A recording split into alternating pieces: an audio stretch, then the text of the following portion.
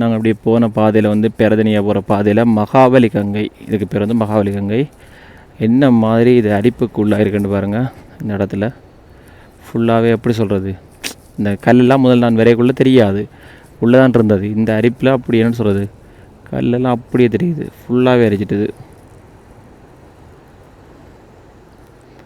இதெல்லாம் திருப்பி ரிட்டர்ன் நார்மலாக வருமாண்டா ஒரு காலம் இல்லை. ஆனால் இந்த பில்டிங் மட்டும் நல்ல ஸ்ட்ராங்காக கட்டிக்கிறான் உடக்கு. இருந்தால் இதொன்னும் அரிக்கவே இல்லை. தண்ணியில் கலரை பார்த்தாலே தெரியும் என்ன மாதிரி அரிச்சு கொண்டு போயிருக்குன்னு சொல்லி. அதில் வீடுகளும் அவ்வளோ பெருசாக அரிக்கையில், ஆனால் இந்த கல்லுகள் நிறைய வழியில் வந்துட்டுது. அந்த மட்டத்துக்கிட்ட தண்ணி பாஞ்சிருக்கு, அந்த மதில் மட்டத்துக்கு. இந்த இடமெல்லாம் தண்ணி பாஞ்சு அப்படியே மகாபலி கங்கைக்குள்ளே தான் போய் விழுந்திருக்கு. அந்த பக்கம் இருக்கிற வீடுகள் எல்லாமே ஃபுல்லாக அரிச்சு கொண்டு போயிட்டு, இருந்தால் எல்லா வீடுமே அரிச்சு கொண்டு போயிட்டுது. உங்காடு தெரிகிற வீடுகள் எல்லாமே அரிச்சு கொண்டு போயிருக்கு தானே. இதெல்லாமே நீ பழையபடி நார்மலுக்கு வருமாண்டா எனக்கு என்ன தெரியலை, வருமா இல்லையாண்டு. ஏன்னு சொன்னால் கீழே வந்து பேஸ்மெண்ட் எல்லாமே ஃபுல்லாக வீக்காக இருக்கும். அப்படியும் ஃபுல் பேஸ்மெண்ட்டுமே வீக்காக இருக்கும். என்ன மகாபலி கங்கை தண்ணி அந்த உயரத்துக்கு போயிருக்கு.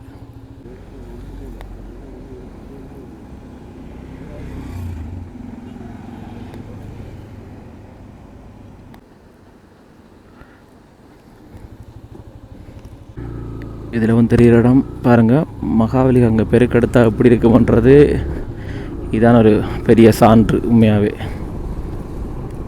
வந்தாலும் காதல் ஜோடிகள் அழியாது போகிற இடக்கு பாருங்க. ஒரு பில்டிங் எப்படி பின்னுக்கு போயிருக்குன்னு சொல்லி, இந்த பில்டிங் வந்து கட்டி என்ன உள்ள ஆக்கள் போகக்கூட இல்லைந்தா, அப்படியே இந்த உள்ளே போயிட்டுது.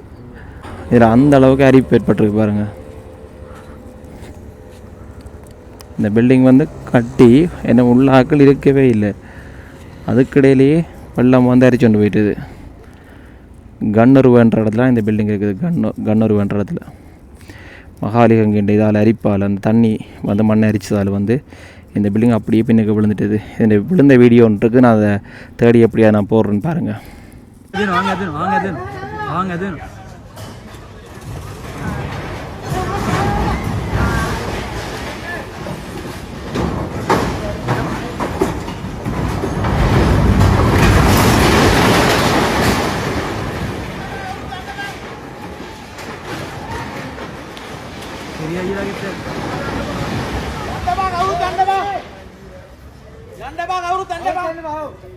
சொல்லுவாங்க பில்டிங் ஸ்ட்ராங் பேஸ்மெண்ட் வீக்கண்டு. அதுக்கேற்ற மாதிரி ஒரு சரியான முறையில் அது நடந்திருக்கு. அதாவது பில்டிங் வந்து பர்ஃபெக்ட்லி ஸ்ட்ராங், பேஸ்மெண்ட் வந்து கம்ப்ளீட்டாக வந்து வீக். பாருங்கள் எப்படிங்க சொல்லி. உள்ளே இருக்கிற நிலங்கள் கூட பாருங்கள் உடையவே இல்லை. சிவரோ நிலமோ எதுக்குமே வெடிப்புக்குள்ளாக இல்லை. இந்த ஓனருக்கு பாகைகள் எப்படின்னு சொன்னால் இதை எடுத்து மேலே வைப்போம் அப்படின்னு யோசிச்சா கூட வைக்க முடியாது நிலைமைதான் இருக்கு. இது எவ்வளோ ஒரு கொடுமையான விஷயம்ன்றது அந்த இந்த உரிமையாளருக்கு மட்டும்தான் தெரியும். இதை வந்து நான் நிற்கிற இடம் பெரதனியா இன்ஜினியரிங் ஃபேக்கல்ட்ரி கிட்ட நிற்கிறேன். இதில் வந்து ஒரு ஆறு வந்து மகாபலி ஆறு. நாங்கள் அங்கே முதலே பார்த்துருப்போம். இங்கால பக்கம் இருக்கிற யூனிவர்சிட்டிக்கு மற்ற வேறு ஒரு ஃபேக்கல்ட்ரிக்கு போகிற பாதை இதால் தான் நாட்கள் முந்தி நடந்து போகிறேன். எங்களோட ஸ்டூடெண்ட்ஸ் எல்லாம் வந்து நடந்து போகிறது. இந்த பாலம் கிட்டத்தட்ட என்ன தெரிஞ்சு ஒரு 25 அடிக்கு மேலே உயரம் பெறும். இந்த பாலத்தோட முட்டி முட்டி முட்டி முட்டி தண்ணி போனது. இந்த பாலம் இப்போ நான் நினைக்கிறேன் ட்ரெயின் போக முடியாதுன்னு நினைக்கிறேன். இப்போ இந்த பாலத்துக்கிட்டே நான் போய் காட்டுறேன் பாருங்கள். பார்த்தா தெரியும் அந்த எவ்வளோ உயரத்தில் இருக்குன்னு சொல்லி. அப்படி ஃபுல்லாகவே அந்த பாலத்தை சுற்றி எல்லாமே அரிச்சிட்டுது. அந்த ஃபேக்கல்ட்டிலெல்லாம் உள்ளுக்குள்ளே ஃபுல்லாக தண்ணி, ஃபேக்கல்ட்டி ஃபுல்லாக தண்ணி போயிட்டுது. இங்கால இன்ஜினியரிங் ஃபேக்கல்ட்டி இருக்குது. இந்த பாலத்தை கிட்ட போய் பார்ப்போம் என்ன மாதிரி இருக்குன்னு சொல்லி. இந்த பாலத்தின் மட்டத்தில் தண்ணி போடுது, அதையும் நான் பார்ப்போம். இங்கே டிக்டாக்ல வீடியோ இருந்தால் அதையும் போடுறோம் பாருங்கள் எப்படி தண்ணி போயிருக்கு. இந்த ஒரே ஒரு தென்னை மட்டும் தப்பிட்டுது. என்னடி இது மரிச்சு கொண்டு இது விழுந்துருக்கு. நம்ம வந்து அந்த ரயில் பாலம் எங்களோட இன்ஜினியரிங் ஃபேக்கல்ட்ரி கிட்ட இருக்கிற அந்த பாலம் இதுக்கு மட்டத்தோட தண்ணி ஓடினதான் பாருங்கள். இந்த ரயில்வே ஃபுல்லாக க்ளோஸ் பண்ணிட்டாங்க. இந்த ட்ரெயின் போக இயலாது, போக முடியாது. இந்த பாலம் கிட்டத்தட்ட என்னது 100 வருஷம் இருக்கும் போலக்கு. எப்பயுமே இது இந்த பாலம் சிதைவடையாத பாலம் முட்டா சிதைவடைஞ்சிட்டா. காரணம் இந்த பாலம் இந்த கான்கிரீட் மட்டத்துக்கு தண்ணி பாஞ்சதுதான் இந்த காரணமே. முந்தைய யூனிவர்சிட்டியாக்கெல்லாம் வந்து இந்த பாடத்தால் இங்காலிருந்து அங்கால் ஃபேக்கல்ட்டிக்கு போகிறது. இன்ஜினியரிங் ஃபேக்கல்ட்டிலேருந்து அங்கால பயோ ஃபேக்கல்ட்டிக்கு வந்து போகிறது, மெடிசின் ஃபேக்கல்ட்டிக்கு. இதில் வந்து பாருங்கள், நான் போய்கொண்டிருக்கிறேன்.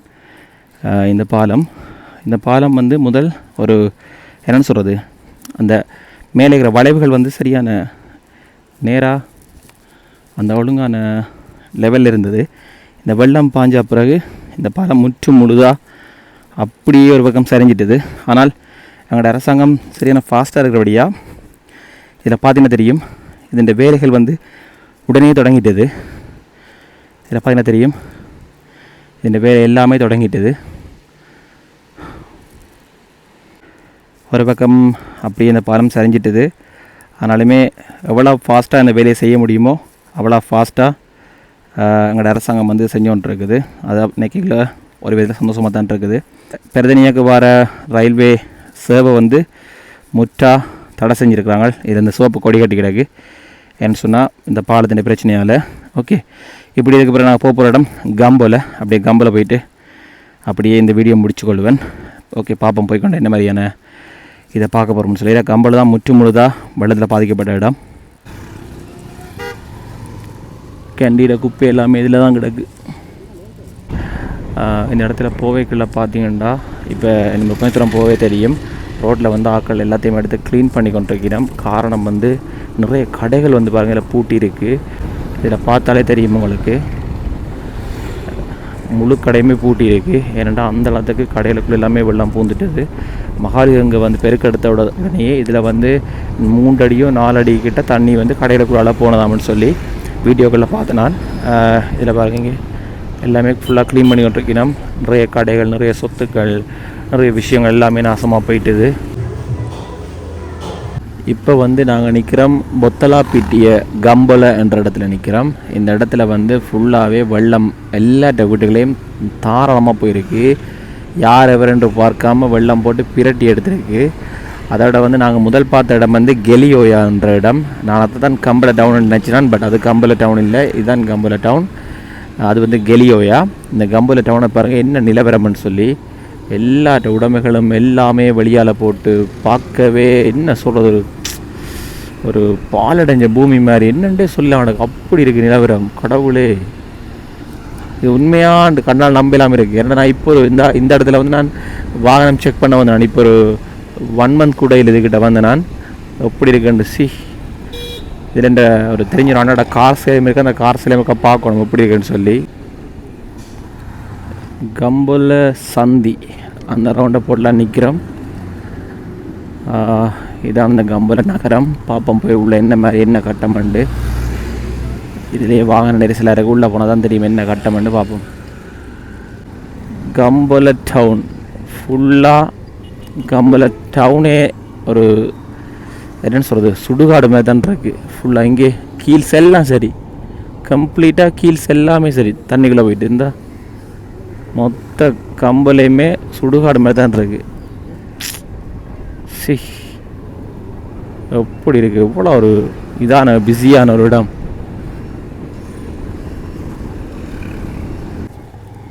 எத்தனை அரிசி பேக், கடவுளே, மக்களுக்கும் இல்லை ஒருத்தருக்கும் இல்லை, எல்லாம் நாசம். எத்தனை கிலோ அரிசிம்மா, கடவுளே, இந்த ஏரியாவே நாசம். மிக்சர் ஐட்டங்கள், பொரிய ஐட்டங்கள் எல்லாம்.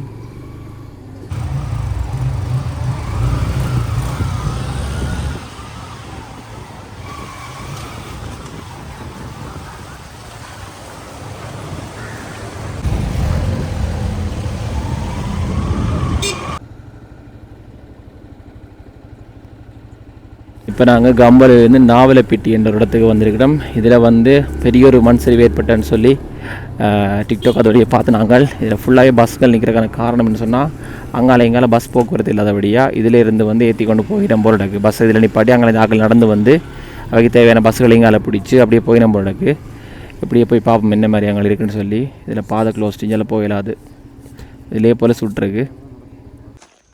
இப்போ வந்து நாங்கள் போய்க்கணுங்கிற பாதை வந்து நாவலப்பிட்டியாக்கு போகிற பாதை. மெயின் ரோட்டில் போக முடியாது நாவலப்பிட்டியாக்கு.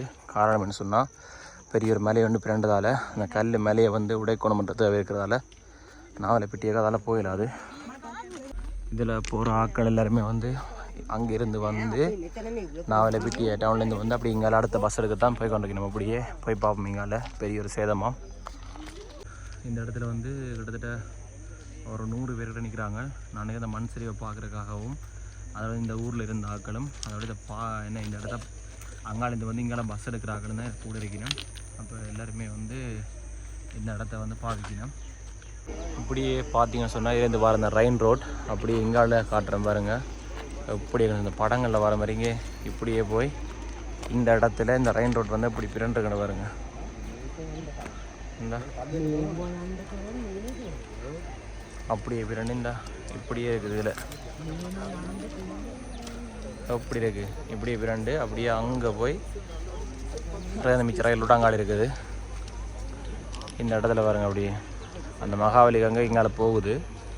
இதில் ஃபுல்லாகவே இந்த இங்கேருந்து வந்த அந்த கல்லுகள்லாம் இந்த ரயில் ரோட்டை அப்படி பிரட்டி கொண்டு போயிருக்கு.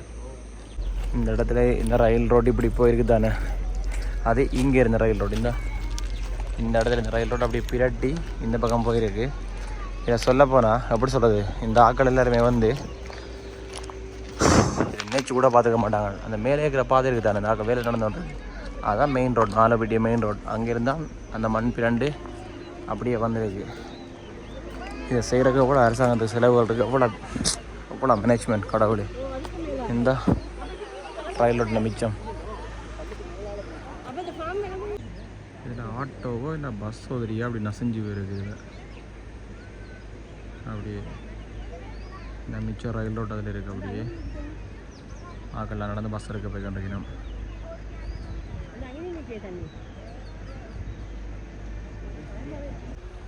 அந்த மேலே இருந்து வந்த கல் அப்படியே உருட்டி இவ்வளோ ஃபார்மை உடைச்சி பிரித்து கொண்டு அப்படி இருந்தால் இந்த கட்டிடத்தை உடைச்சி கொண்டு அங்கே விழுந்துருக்கு ஆற்றுக்குள்ளே.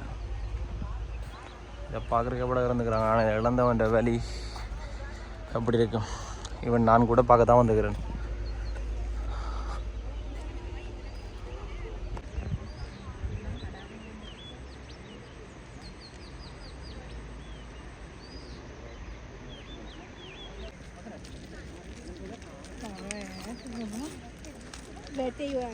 இப்போ இதில் வந்து அங்கே போயிட்டுருக்குறேன்னு சொன்னால் கம்பலை பார்த்துட்டு அப்படியே நாவலப்பிட்டிய அந்த மண் சரிவு, அதாவது உலப்பனன்ட்டு சொல்கிற அந்த இடத்துல ஏற்பட்ட மண் சரிவையும் பார்த்து கொண்டு ரம்புக்களையும் பார்த்துட்டு இப்போ நாங்கள் நேராக அப்படியே நுவரெலியாவுக்கு தான் போகிறோம். இதோட இந்த வீடியோ நான் முடிச்சுக்கொள்கிறேன். நுவரெலியா போயிட்டு அதுக்கு பிறகு அப்படியே வந்து பதுலில் போயிட்டு அப்படியே வவுனியா போகிறது தான். இந்த இடத்துல வந்து சொல்லி ஆகணும், இந்த ரோட்டில் இருக்கிற குப்பைகள் எல்லாத்தையுமே வந்து இந்த மாநகர சபை அவங்க மற்றது ஆர்மி அதுன்னு சொல்லி நிறைய பேர் சேர்ந்து இதை க்ளீன் பண்ணுறாங்க. உண்மையாகவே இவ்வளோ குயிக்கான மூமெண்ட் நடக்குது நினைக்க எங்களோட அரசாங்கத்தின் இந்த வழி நடத்துகிற நினைக்க சந்தோஷமாக இருக்குது. இப்போ வந்து இதில் வந்து நாங்கள் இப்போ வெளிக்கிட்டு போய் கொண்டிருக்கிறோம். எங்கேன்னு சொன்னால் நுவரெலியாவுக்கு. இந்த ஃபுட் சிட்டி இது ஒரு மறக்க முடியாத ஒரு இடம் உண்டு, இந்த ஃபுட் சிட்டி. மற்றது வந்து இதில் வெளிக்கிட்டு நுவரெலியாவுக்கு 54 கிலோமீட்டர் அப்படியே வெளிக்கிட்ட போகிறோம். இதில் வந்து நிறைய இடங்கள், நிறைய விஷயங்கள், நிறைய மண் சரிவுகள், மக்கள் பாதிக்கப்பட்ட விஷயங்கள்லாம் பார்த்துருப்போம். இதில் வந்து பாருங்கள், ஒரு கண்டெய்னர் பெட்டி ஒன்று இருக்குது. ஒரு கண்டெய்னர் பெட்டி ஒன்று அதில் இழுத்து கொண்டு போயிருக்கு தண்ணியில்.